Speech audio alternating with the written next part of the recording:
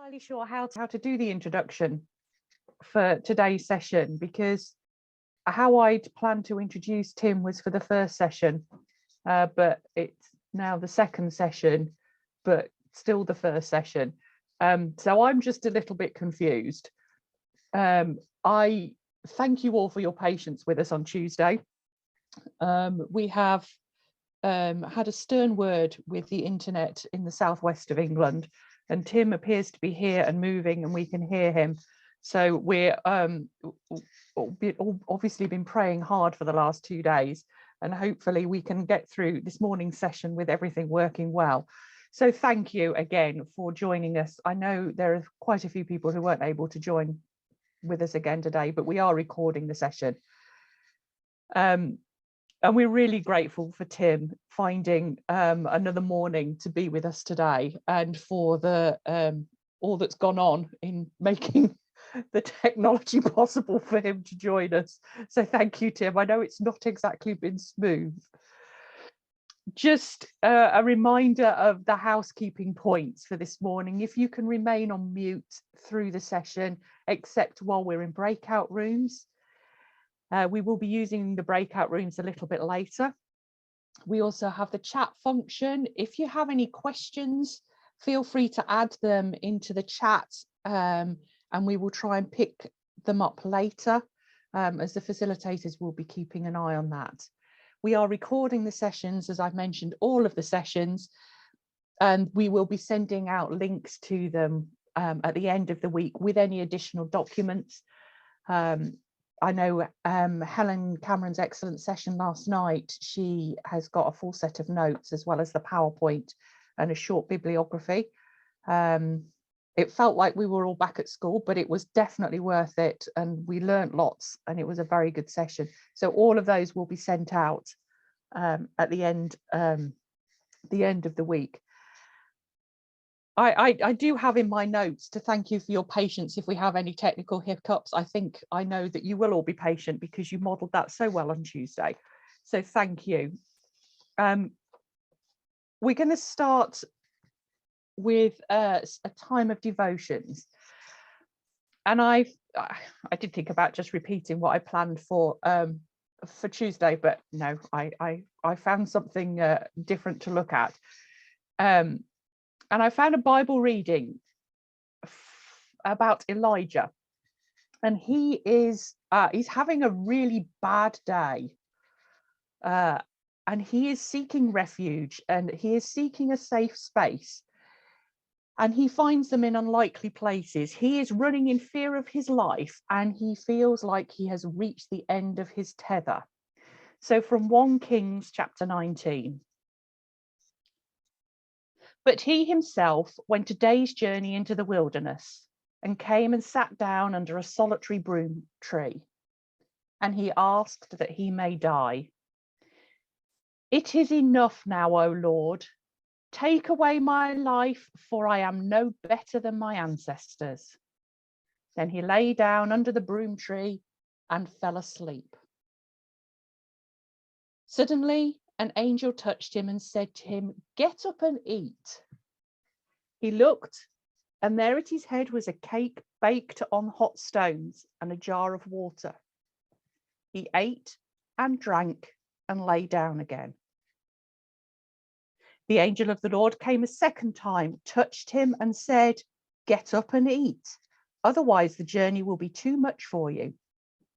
He got up and ate and drank, and then went in the strength of that food for 40 days and 40 nights to Horeb, the Mount of God. At that place, he came to a cave and spent the night there. Then the word of the Lord came to him, saying, "What are you doing here, Elijah?" He answered, "I have been very zealous for the Lord, the God of hosts. For the Israelites have forsaken your covenant, thrown down your altars, and killed your prophets with the sword. I alone am left, and they are seeking my life to take it away." And God said, "Go and stand on the mountain before the Lord, for the Lord is about to pass by." Now there was a great wind, so strong that it was splitting mountains and breaking rocks in pieces before the Lord. But the Lord was not in the wind. After the wind, an earthquake, but the Lord was not in the earthquake. And after the earthquake, a fire, but the Lord was not in the fire. And after the fire, a sound of sheer silence. When Elijah heard it, he wrapped his face in his mantle and went out and stood at the entrance of the cave. Let us pray.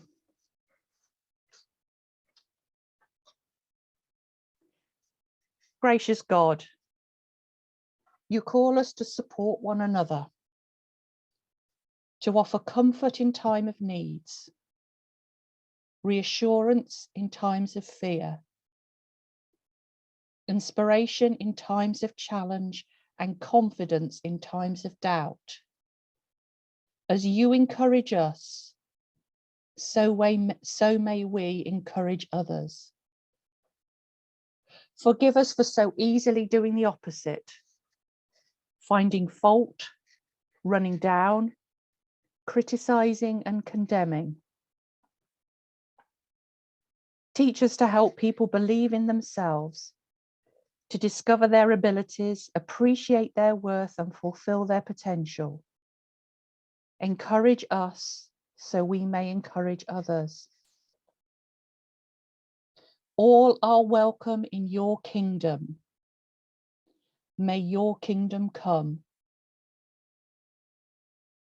When we are down and helpless, when lies are reigning, when fear and indifference are growing, may your kingdom come.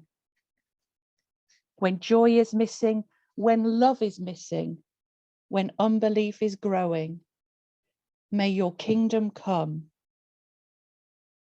To the sick and lonely, the imprisoned and tortured, may your kingdom come.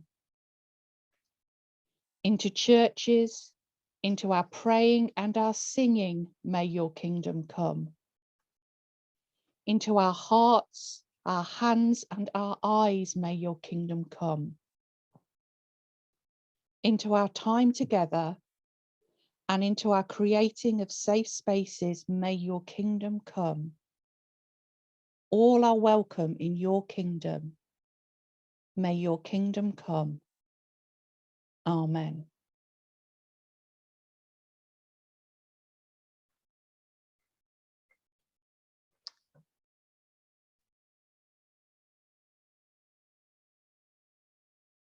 I am delighted to introduce Tim to you again this morning. For the sake of those joining us via the recording, I will give him his full introduction. Tim Carter is our the Director of Safeguarding for the Methodist Church. And we're delighted that he is able to be with us today to help us unpick some more of the Theology of Safeguarding report that came to conference last year, and to look at where that's come from and how we start thinking about that difficult phrase and how we apply it to the church of all are welcome. Thank you, Tim. Over to you. Thank you very much, Carolyn. And I think if there was a summary of this morning's message, it is what you've just put in your prayer. May your kingdom come.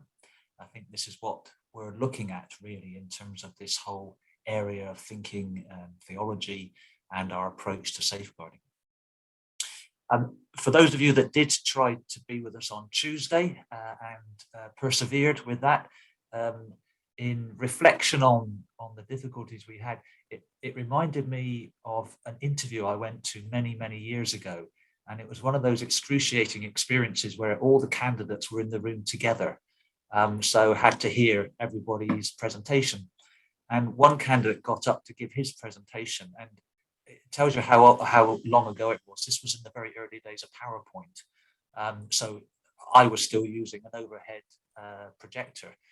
That was my level of sophistication. But this guy had got as far as using PowerPoint, and he got up and he put up his first slide. And he stood there for what felt like an inordinate amount of time, and then looked around and said, I seem to have my last slide first, but I'll carry on anyway. And so he proceeded to do his presentation backwards because he wasn't sure how to get it back to the beginning again. So it felt a little bit like that on Tuesday.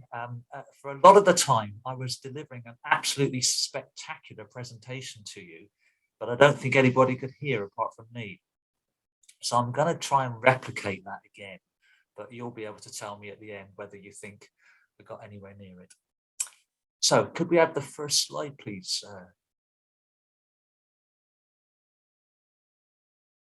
Thanks, Elliot. And the second one. So for the benefit of those people who might be watching this on record, this was the first presentation.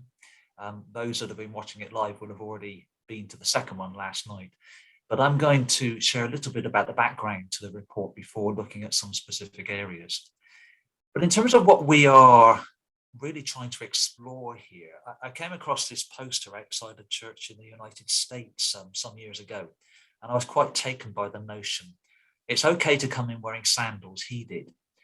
A very strong message there about the openness of the church, that this isn't a church which you have to meet certain criteria to be acceptable to come in. Indeed, Your Kingdom Come is all about an open welcome to everybody. And indeed, that's what we are trying to achieve in terms of our church. But the idea of all are welcome comes with certain parameters, inevitably. The all are welcome makes a statement about God's love and grace. Yet boundaries help to ensure that people are safe, which sometimes means restricting those who are able to enter a particular space. There is a need for discipline. Otherwise, people can damage the integrity of the church and obstruct other humans in flourishing. So we have to hold this tension in the desire for safe spaces in our churches, alongside the church's mission to welcome those who may pose a risk, but have expressed a commitment to change. So we have these two sides, if you like, held in this tension. Next slide, please. Again, I found this in an English church. I forget where it was now, but it was, one of those notices you've seen pinned up just in the lobby. And I was quite taken with this idea of this welcome. Oh God, make the doorway of this church wide enough to receive all who need human love and fellowship, narrow enough to shut out envy, pride, and strife. Make its threshold smooth enough to be no stumbling block to children or barrier to the elderly or disabled. Let its doors be open and inviting to all who enter here, and its walls resound with the praise and worship of your people. We might want to change a little bit of the terminology in here, but I love this idea of make its threshold smooth enough to be no stumbling block to children or barrier to the elderly or disabled. So our DNA as a Christian organization is that this welcome is something which is freely available to everyone. And so we are having to explore what that means in terms of good safeguarding practice. Next slide, please. But before we proceed, we need to make the statement that we make when we do any training or start discussions about safeguarding in the life of the church. And that's one around being safe about this with ourselves. We know that many people have experienced abuse in their own lives. For some people, that's something that they have spent time looking at and working through. For other people, it may be something which they've never shared, and they may choose never to share that, but nevertheless, they still sit with that experience. And it can catch people unawares, even people that have spent some time reflecting on that and perhaps feeling that they've moved to a different place. Whenever we start a conversation about safeguarding, it may uncover or trigger for people particular reactions because of their experience. That's even more so when we're doing these sorts of seminars, these workshops, these discussions online, where people are largely sat on their own at home. So the message is, when we begin today, please take care of yourself. And if there's something which comes up for you today which you find difficult, then please talk to someone that you trust about it. That may be someone you know well, that may be your minister. You might want to speak to the district safeguarding officer, but please don't feel that you have to sit with that yourself. Secondly, I just wonder what your initial reactions were to this very subject. Did you come to this workshop willingly, or did you come because you felt you should? Where do you sit with this subject? There probably aren't that many people who think, fantastic, a discussion about theology. Some people will, but probably most people will think, I'm not sure I feel qualified enough to have that discussion. And then where do you think you're going to get to through having been part of this webinar today? You know, what are you hoping for by the end of it? It's helpful sometimes just to consider where you are at this point in time.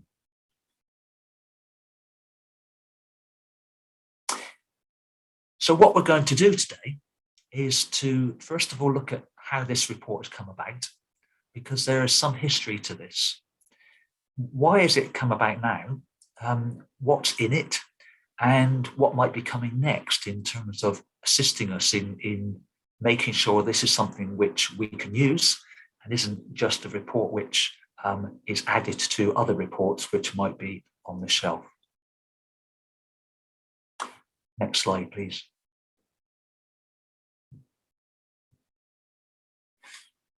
So, what about the history of this? Well, I would argue that this report has probably been 30 years in the making. It might feel to those that have actually been involved in writing it and been consulted on it that it's been maybe over a couple of years. But what has been produced here is really on the back of all of the work which has been done previously to get this subject area to the forefront of the church's thinking and concentration. And that's not necessarily a linear process where one thing automatically leads to the next. Actually, I think the history for the church around thinking about safeguarding, and particularly about the stories from survivors, is a messy story. It's a story which goes sometimes seemingly forward a number of steps and then may feel that it's knocked back, maybe even knocked back further than where it felt it started. And I think it's also a story of many people who have been bruised by this, people who have worked so very hard at different times in, I would argue, the last 30 years, really, of trying to raise some of these subjects and say, we've got to look at them. You need to understand my experience and I don't feel heard. Or I have tried to raise a concern, but I've not been well treated. So there is a long history of getting us to this point. And I think sometimes when you get a report as strong and as definite as this, it feels like, oh, well, we've always been there. But actually we haven't. And in that feeling of, oh, here we are, here it is, everything is kind of clear now, that doesn't always do justice to those people who have really put themselves out there at different times in the last 30 years to say, we've got to push beyond where we are. I think this is also a response to how the church has understood its initial work with sex offenders. So if we go back to the beginning of the century, the 2000, when we had the sex offenders report, that was in direct response, really, to the church having made a decision that sex offenders were no longer able to hold positions of responsibility in the church. And there was a real reaction from some parts of the church to that decision, because for some it felt like a very blunt instrument, which didn't take account of particular circumstances. But it was a decision the church had taken to say, actually, there is a line which cannot be crossed here. And in reaction to that, there were parts of the church that felt, what does this say about forgiveness? And so to some extent, I think in the early 2000s, the whole approach of the church's safeguarding work was seen through that lens of how to work with sex offenders in a safe way, not how to support survivors of abuse in the life of the church. And I think that has been the shift over the last 20 to 20, let's say 20 years. Our focus is moved more to saying our starting point needs to be with the victim and the survivor rather than the offender.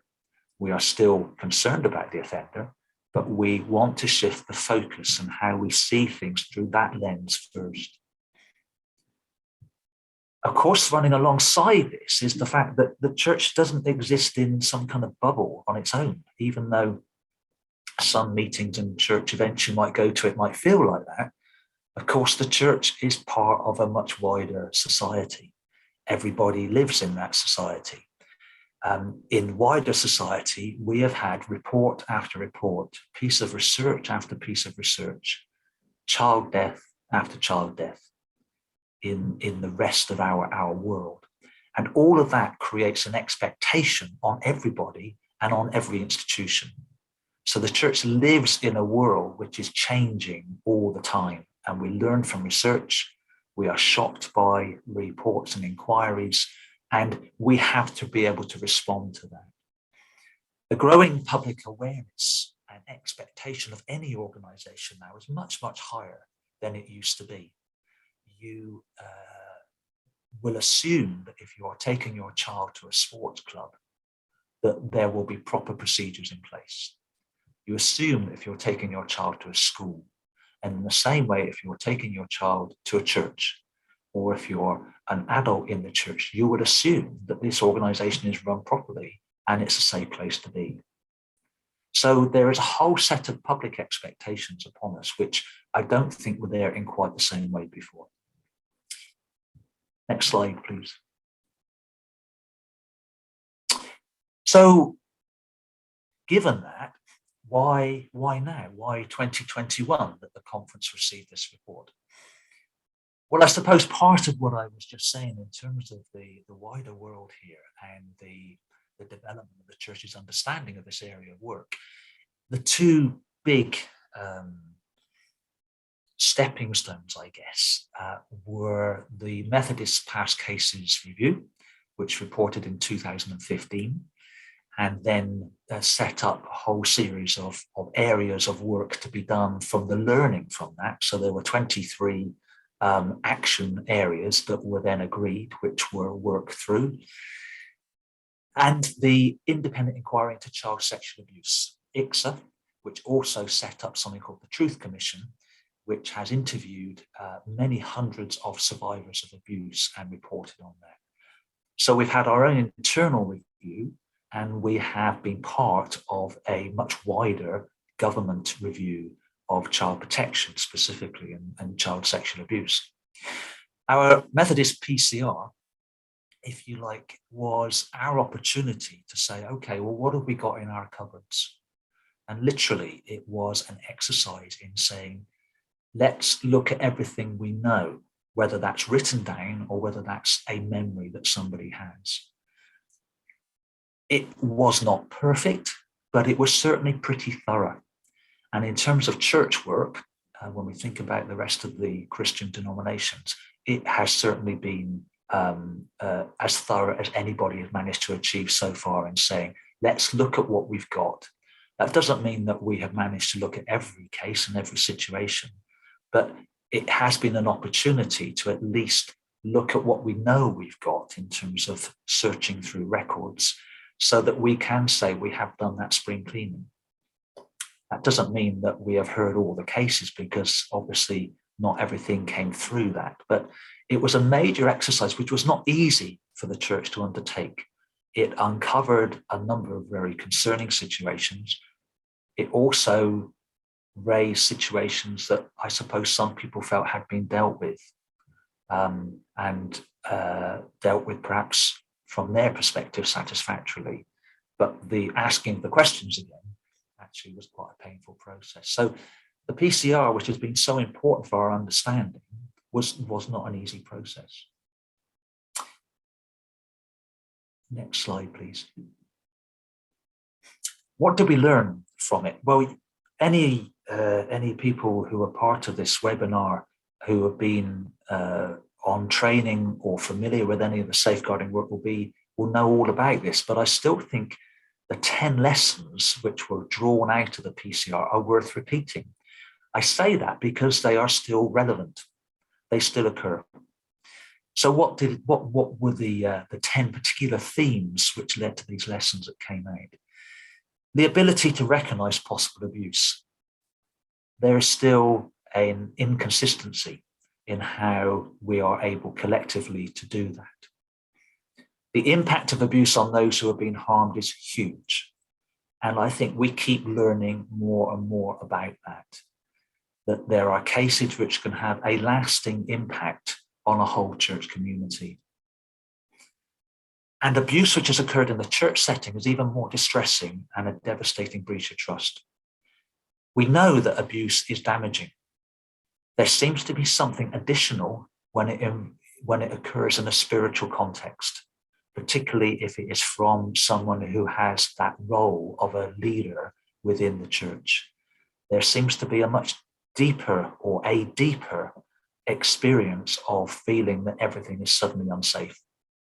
And so we have increasingly realized the need to be looking at spiritual abuse. There is a need for the further development of listening skills.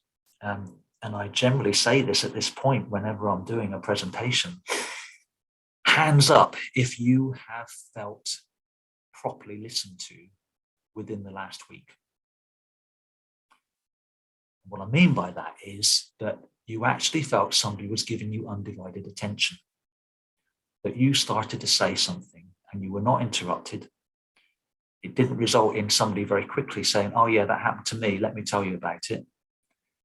Or somebody going off at another completely different tangent. Generally, when I'm in groups, I ask, put your hand up if you've been listened to fully within the last week. I might get a third of the room at most.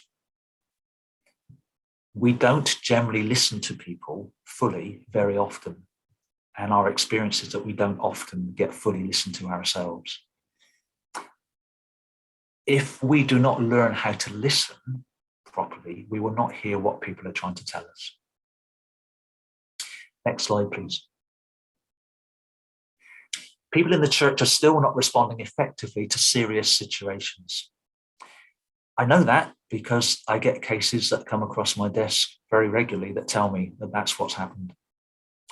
People find it difficult to put respectful uncertainty into practice. And maybe that's not a surprise.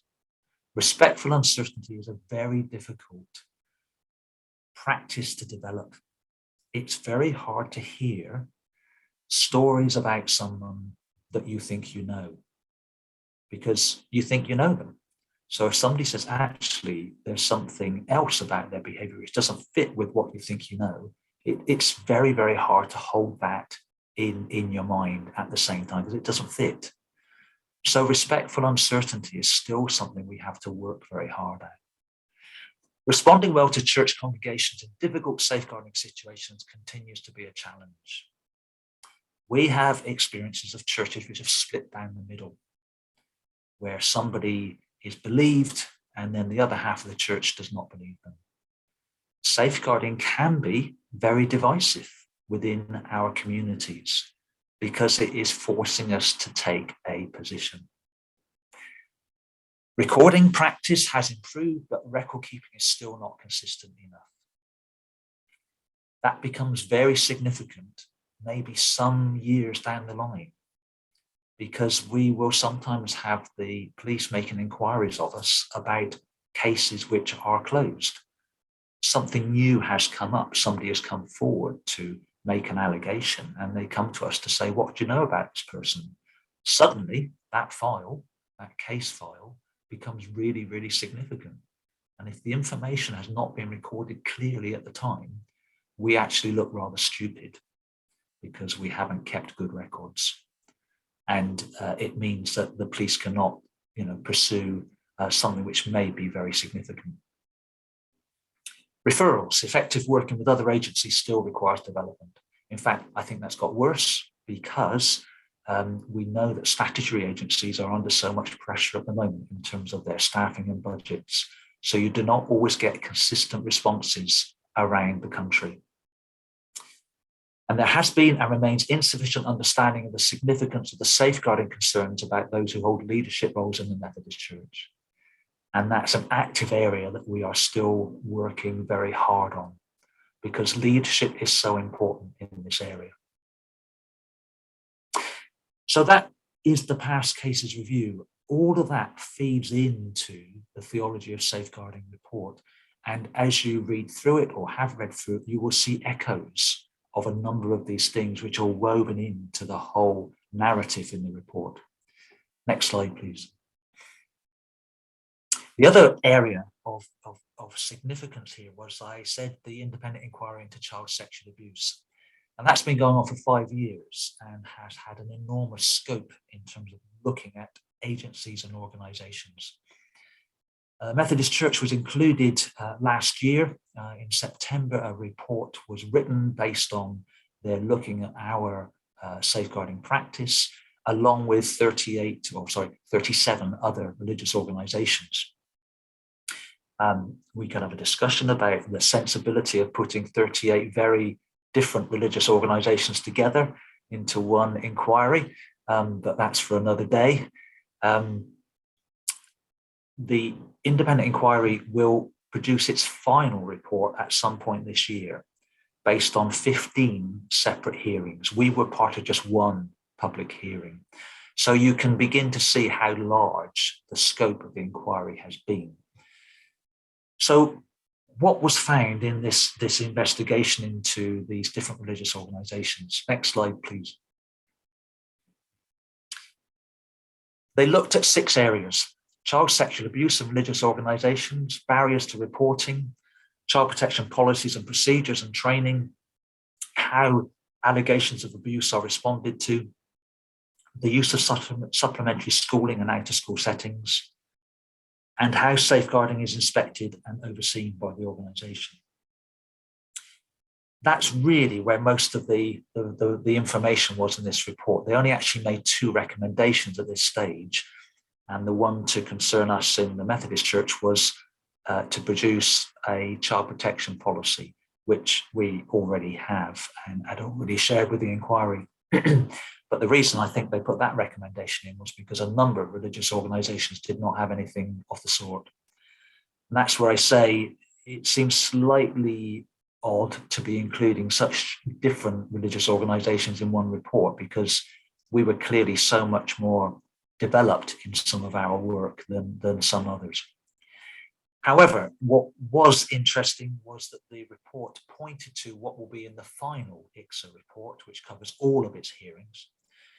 As I say, coming out at some point this year, we don't know when, that there will be recommendations around the requirement for mandatory reporting for people in positions of leadership, changes to the vetting and barring system with the DBS, some sort of regulation of religious organisations when it comes to safeguarding, and some legislation to meet minimum child protection standards. So those are really interesting pointers to what is coming. Quite how far that will go, what the requirements will be, how the government will respond to that will be very interesting. But it tells us that we are going to have to continue, as we would want to be very clear about how we are approaching safeguarding in the life of the church. And it will become a legal responsibility, not just one of moral purpose. Of course, we may actually want to go further as a Methodist church. We may feel that the ICSA recommendations ultimately are not reflective enough of our understanding of the importance of this. We will see what they have to say. So we are anxious that we are not just driven by ICSA, but we continue to make the efforts that we want to make as we see trying to develop the safest organisation that we can. Next slide, please. So I think there is an opportunity here. We don't want to think of ICSA as if it's some kind of Ofsted, that anyone that's had involvement with schools will know how Ofsted rather dominates discussions and creates a degree of fear, which isn't the best way to actually create positive change. So we are very mindful of ICSA, but we don't want to just stick with what ICSA might say if we feel we can go further. But we are dealing with public perception, and that is so important. I think as we move forward, we are in a much greater public place. We know how information is shared so much quicker now. This isn't just about press reports, but social media can happen within seconds. And so how we control what we want the message to be about our churches and how safe they are means that we have to be on top of this all the time. Next slide, please. So I've labored a lot of that really to give you the idea of the development of our safeguarding practice and understanding, which has all formed the basis of where we've got to with the Theology of Safeguarding report. But what this report is really a major position statement of the church to say, we know that we've been involved in all sorts of safeguarding policy and procedure. We want to root this in the DNA of our understanding of our theology, of what type of church are we? What's our understanding about God in the life of the Methodist Church?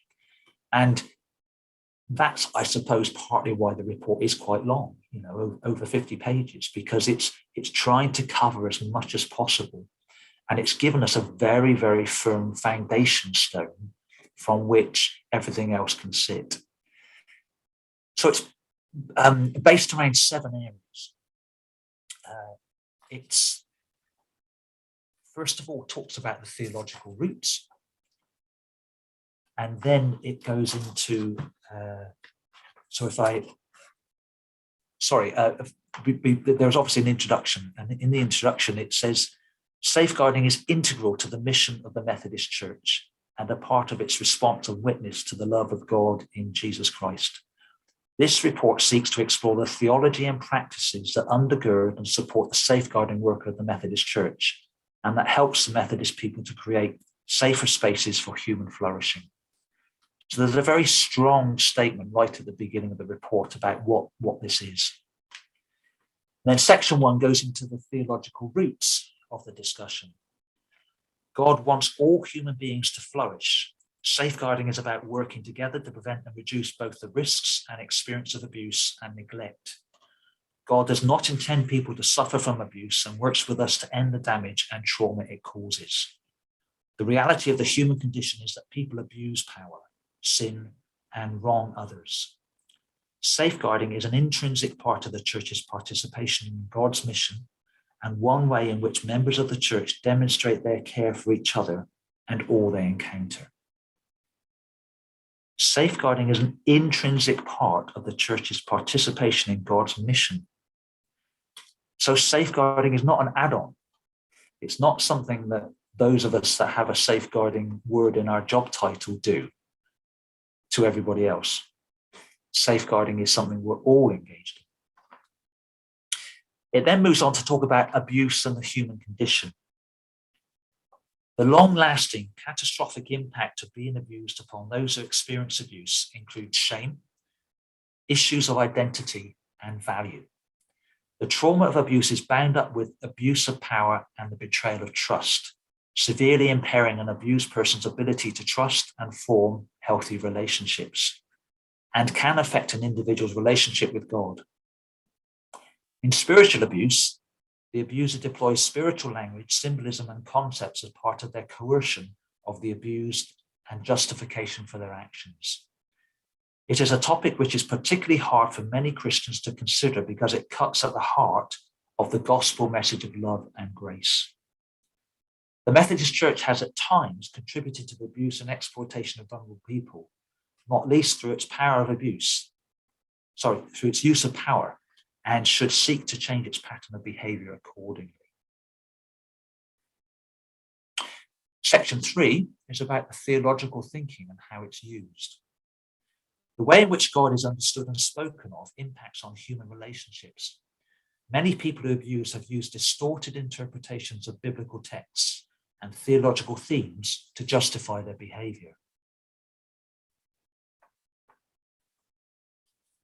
And then section 4 is about the failure to challenge inappropriate and unacceptable behavior and maintain appropriate and interpersonal boundaries. And we're going to come on to particularly focus on that one. Section 5, welcoming people who have experienced abuse. And section 6, grappling with power. That's the session that, for those of you that were with us last night, heard Helen Cameron talk about. And that will, as has been said, is available, or will be available on the recording if you weren't there. And then for those of you who are with us this afternoon, section 7, forgiveness and change. And that will also be recorded if you're not able to be part of that live. So to move back to section 4, which is this failure to challenge inappropriate and unacceptable behavior and maintain appropriate and interpersonal boundaries. The past cases review noted the culture of an organization is a critical factor in ensuring that it is a safe organization. A naive adoption of the narratives of reconciliation, unity, and discipleship as living a life of love, kindness, grace, and self-sacrifice, particularly in the context of the disclosure of obedience, submission, and hierarchical patterns of relating, can lead to a culture of niceness, where people are not to be upset and bad behavior is to be understood and excused. Peace and unity can be mistakenly emphasized as the expense of justice. A culture of niceness. How many times have you been involved in church meetings or church events where there is clearly conflict? But because we don't do conflict, because we all love each other, the conflict is pushed under the table, but actually then paralyzes a discussion because we have not developed ways in which we can constructively deal with conflict. Yet challenging harmful behavior and different forms of abuse and injustice is part of discipleship. Personal responsibility is needed, as well as robust accountability for personal discipleship. Those in authority must recognize the boundaries of their own power and responsibility. It can be difficult to apply respectful uncertainty to people we know to have also done good. A community which is able to discuss difficult issues in appropriate ways is more able to be a place of welcome for those who are vulnerable and who have been marginalized, including people who have experienced sexual abuse. Much of the learning from the Jimmy Savile inquiry was about how somebody actually managed to silence those around him, even though they were concerned and uneasy about his behavior. The report also in this section includes something about the symbols in the context of worship. Using symbols such as God the Father or God as a lover can be triggering to some survivors. Touch can be problematic, such as in the sharing of the peace, or the laying on of hands, or kneeling for communion. Consent should always be gained and consideration should be given of the impact on survivors of traditional or typical practices. And then there's a small section on the life-giving resources for theological reflection. Images of God looking after them, fighting for them, and caring for them can be helpful to survivors. Stories in the Bible of violence against women can help survivors by interpreting them on the behalf of victims. So this is a plea to be careful about our use of stories and our theological interpretation of them. That there needs to be some understanding of the context of that story. Section 5, welcoming people who have experienced abuse. More time, energy, and resources have been given by the Methodist Church to enabling people who have abused to be welcomed into our churches than to people who have been abused. The profound and long-term trauma of abuse distorts the image of God and causes deep pain and suffering. Pastoral responses can be impaired when the person who has experienced abuse fails to live up to the idealized image of an innocent victim, and the church fails to respond well to the actual complex and broken person in profound pain.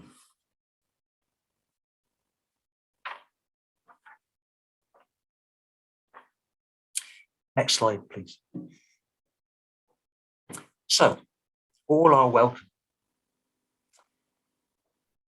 Our failure to challenge inappropriate and unacceptable behaviour and to maintain an appropriate interpersonal boundaries actually challenges that notion that all really are welcome.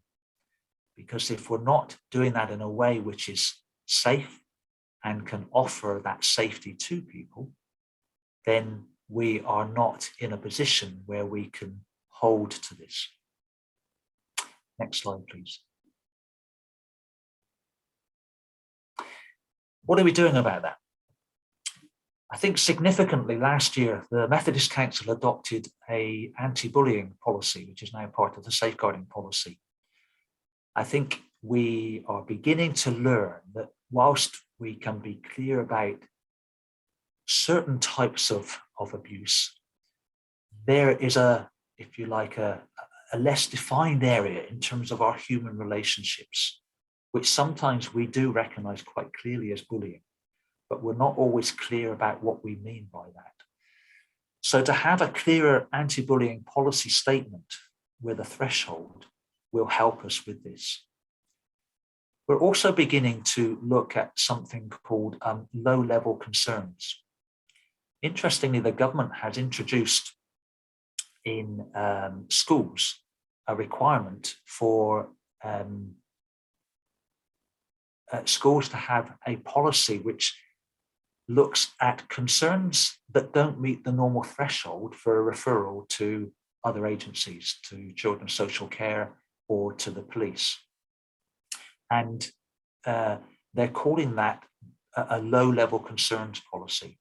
So we are beginning to have conversations about that as well. How do we actually capture where we have maybe just an uncomfortable feeling about something, but it doesn't meet our normal thresholds? So this is about how we're beginning to develop a culture within the church whereby we want to be a place which is safer for everybody. What do we do when we have a concern that the way someone is behaving actually doesn't kind of fit with that? We've also developed a new domestic abuse policy, and we'll be doing some awareness raising and training around that over the coming months. Whilst a lot of the focus around safeguarding is around children, we also obviously include a whole range of adults who are vulnerable at certain times in their life. We've begun to develop resources around that. At a very effective webinar a few months ago around what does it mean to be a dementia-friendly church? And we are looking at a whole range of areas where elderly people, vulnerable adults, can be subject to financial abuse. There's a whole set of things that we can do around the rest of our adult population within the church. And we are also developing some work around spiritual abuse training, as again mentioned in this report. And I said at the beginning how devastating abuse which is committed by people that have got some kind of spiritual leadership position in the church. This report has been obviously accepted by the Methodist Conference, and also a follow-on was accepted by the Methodist Council in terms of how this report's going to be used within the life of the church. So our next steps are to develop tools for how the report can be used and study guides.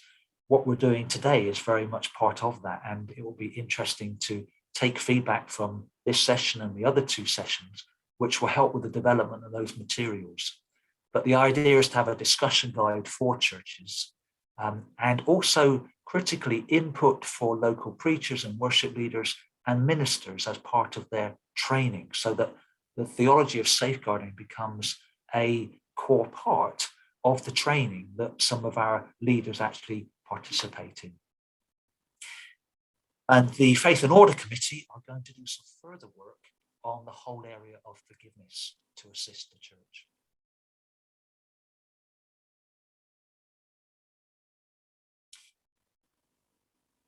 The All Are Welcome is not a free-for-all. It comes with roles and responsibilities. The welcome of Jesus to the sinner is a yes, but to go and sin no more. It is not a free ticket to carry on. The church has focused too narrowly on the offender. From the year 2000 Covenants of Care report to the Methodist Conference, it was trailblazing at the time, but only dealt with one part of the problem. The place of the survivor has not been received, has not.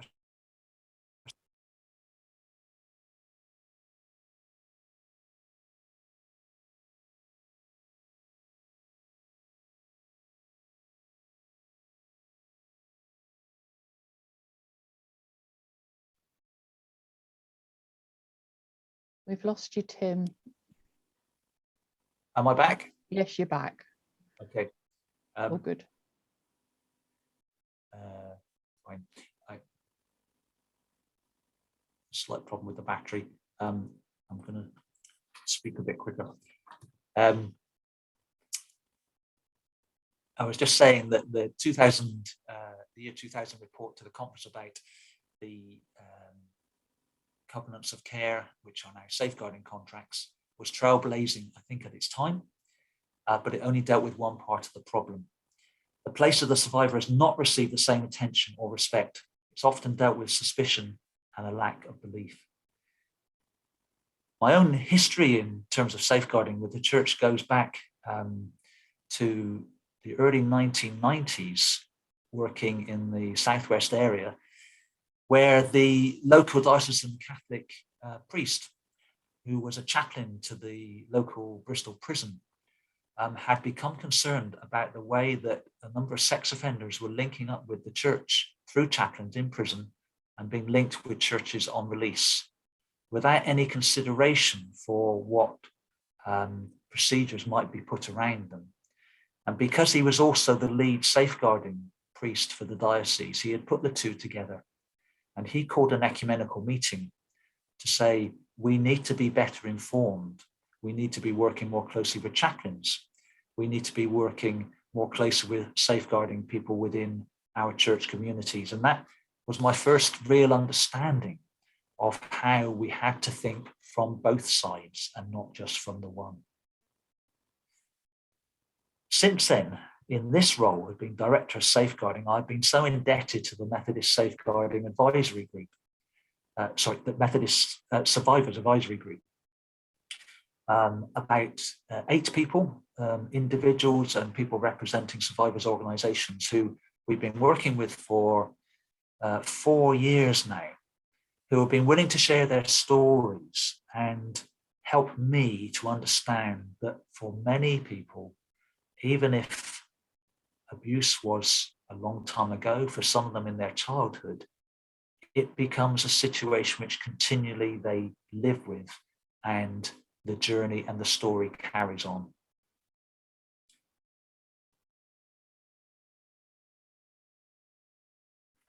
Next slide, please. So I want to give you some time now, and hopefully we can go into some breakout rooms. I would suggest for 15 to 20 minutes, and to consider these questions. Your immediate reactions to what you've heard. Do you feel clear about the direction the church is taking in relation to welcoming everyone? What are the 3 implications for you and the role that you play in the church? And if we were meeting together in 5 years' time, what might have changed? Discuss discussing your breakout rooms really helpful. We have got some time now for some questions. I'm hoping Tim will join me on screen. And if there are any questions that you would like to put to Tim about the things that he spoke about or things that might have come out of your breakout rooms, then we've got opportunity to do so. If you use the raise your hand function, if you would like to speak, and there we can see who amongst you wants to put a question forward, or you can use the chat function to type out any questions and I will read those out.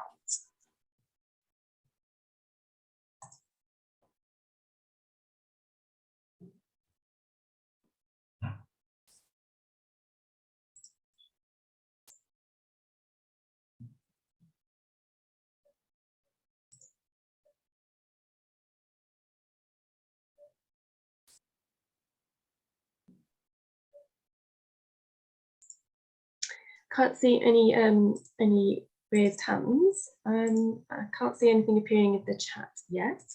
I wondered whether anybody had any comments or things that they found were helpful that they discussed in their breakout rooms that they just wanted to share with the wider group as well.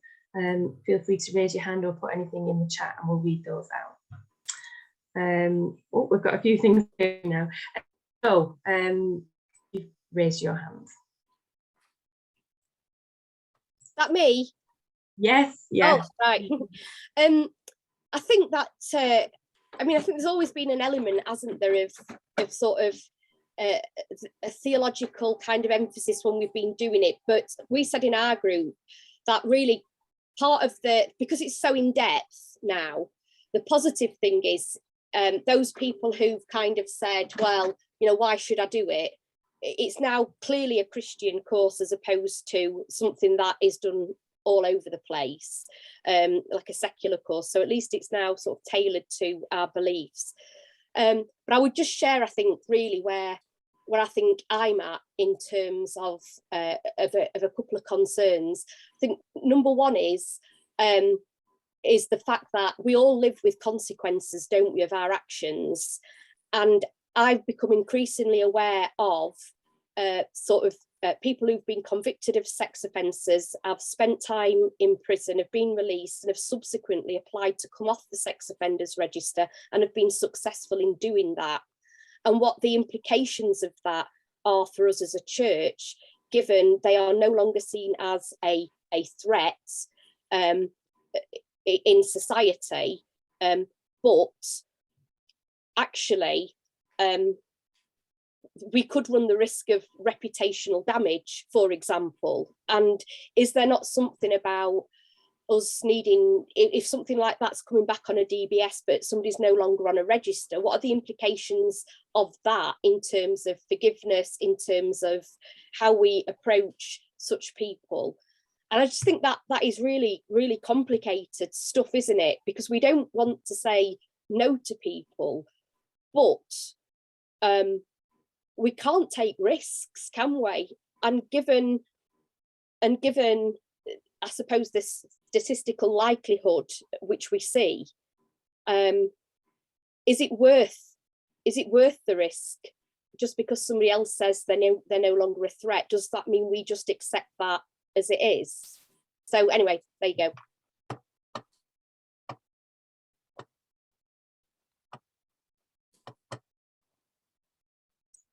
Katie, do you want me to respond to that? Yeah, if you feel you can respond. Yeah, sure. Thanks, Joe.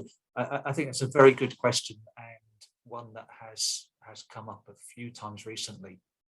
Our approach to all of this safeguarding work is to assess risk. So whilst there are certain offences that preclude somebody holding office, there are lots of DBS blemish cases that come through that don't automatically mean you can't hold an office.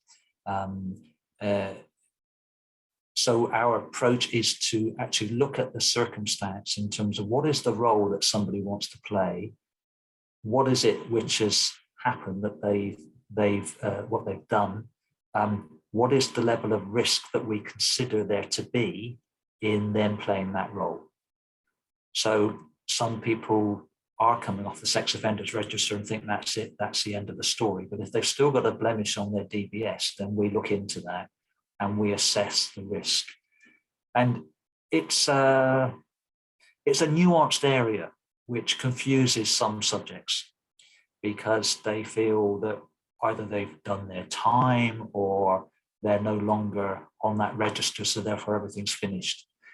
And what we say is, no, we need to look at the circumstance. We are actually concerned about current or future risk. We're less concerned about what the truth might be here, because you do get people with convictions who still claim that they're innocent. What we are trying to assess is risk. We're not a court. We're actually into risk assessment in the same way that we do risk assessments for activities. The risk assessment idea is quite a common practice. And so we are assessing a risk of a person to the best of our abilities. Thanks, Tim.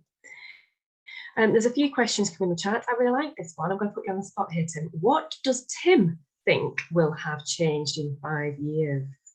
Oh, that's not fair. I asked the questions. What do I think will have changed? I think that clearly ICSA is going to require some regulation of religious organisations. What that will look like is the big question for us. So does that mean that what's in ICSA's thinking, and the government may then support this, is some kind of regulatory body for churches, like a kind of Ofsted for religious organisations, which will require us to provide a lot of information and data, probably on an annual basis, perhaps, about saying what training do you undertake for your frontline workers with children in terms of ICSA, and not just what training do they receive, but how do you know it's effective? So, there could be a whole lot of requirements around us proving that we have policies, procedures, training, and we know what impact they have. At the moment, we can say we have quite a substantial policy. We have a fairly comprehensive training program, which is regularly reviewed and updated. We can't say what difference that makes, if we're honest about that. We can give some indications, but we have no current mechanism for saying we have tracked people who have undertaken our foundation and advanced modules, and it has made this difference to their practice, because that will be a much more sophisticated structure we would need to put in. What we are doing is looking at the moment at a system of regular audit of our safeguarding work, which would be led by the Safeguarding Committee. And over a 4-year period, it's been proposed that a sample of districts each year will be looked at. So a quarter of the districts each year will be looked at by 3 people from the Safeguarding Committee, who would visit and have a sample of churches and circuits and some district personnel to ask questions about safeguarding practice, about training, about understanding. And that's been, to some extent, based on some auditing work which was done after the past cases review, which looked at the church at those different levels, if you like, of local to district, to ask questions about, okay, so what do you know about certain types of safeguarding work? What's your views about that? Have you done this? Have you done that? So it was asking questions about the things which should be in place, but also providing quite a bit of space for people to say where they were actually in their thinking, which gave quite a good snapshot at that time of how far knowledge about the PCR had filtered down into all levels of the church. So it's based around that. It will be an internal audit process.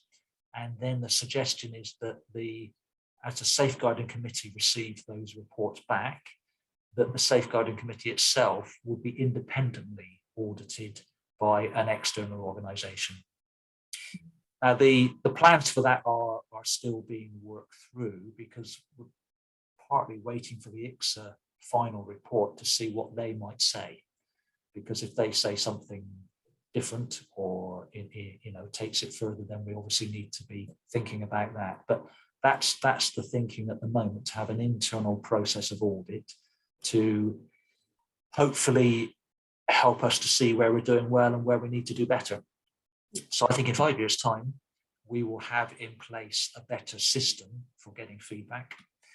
I think in 5 years' time, we will probably have a structure of district safeguarding officers who are part of one team, who are managed by the connection.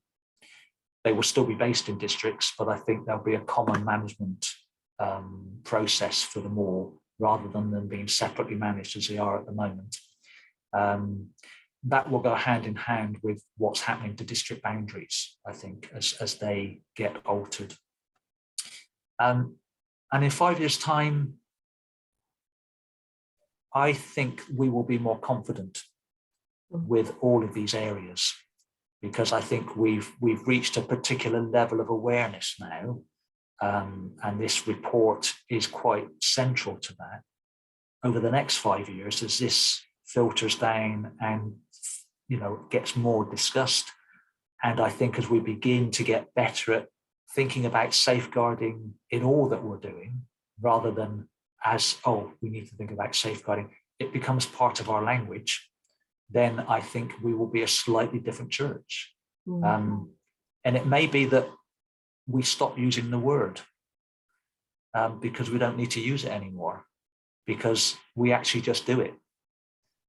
So we don't have to keep raising it as something that we must think about as well. We'll have got so used to that, it's become very much in our kind of common currency. Thanks, Tim.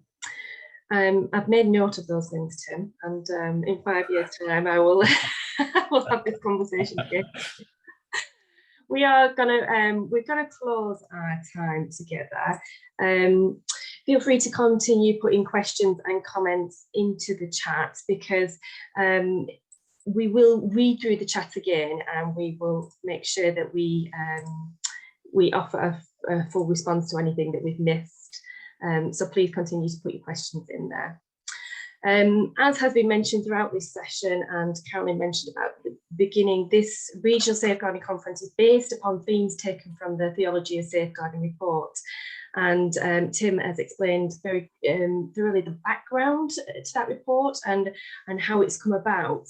If you haven't had opportunity to read the report, we do recommend it to you. It is available on the Methodist website, but it's a little tricky to find. So what we will do afterwards, we will, when we send out all the follow-up material and things like that after this session, we will include a link to the report should you wish to read it as well. I want to offer a huge thank you to Tim for being with us this morning and leading us so carefully through a subject that can be really difficult, how we hold in balance the tension of being safe spaces alongside that mission and that call to be welcoming to all. And I think that phrase that you had on top of one of the slides, all are welcome into safety, is something that really should stick with us. That reminder of the importance of safeguarding within our churches, and at times that necessity to challenge inappropriate behaviour to ensure that we develop those safe spaces for everybody. So a huge thank you, Tim, and I hope this session will prompt further thoughts and reflections from those of us gathered in this space today. If you do have any questions following today, you can forward them to your district safeguarding officer.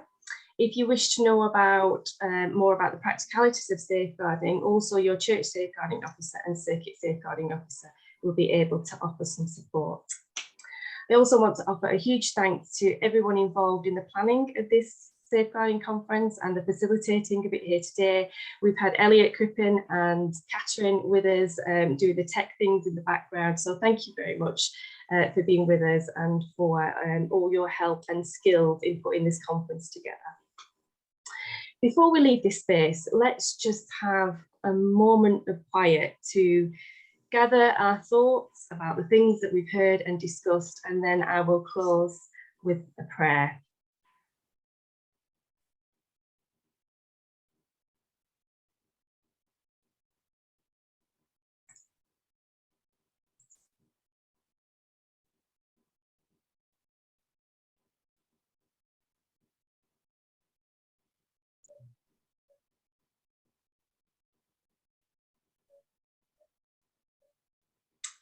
Loving God, we pray that the church may be a place of welcome, security, and compassion. Keep us watching, yet caring, trusting, yet ready to question, that all who worship in our church communities may do so in the safety and in the knowledge of your love. Through Jesus Christ, our Lord. Amen. Thank you all for being with us today. We might see some of you at our session this afternoon, but may God bless you in whatever plans you have for the rest of this day. Thank you.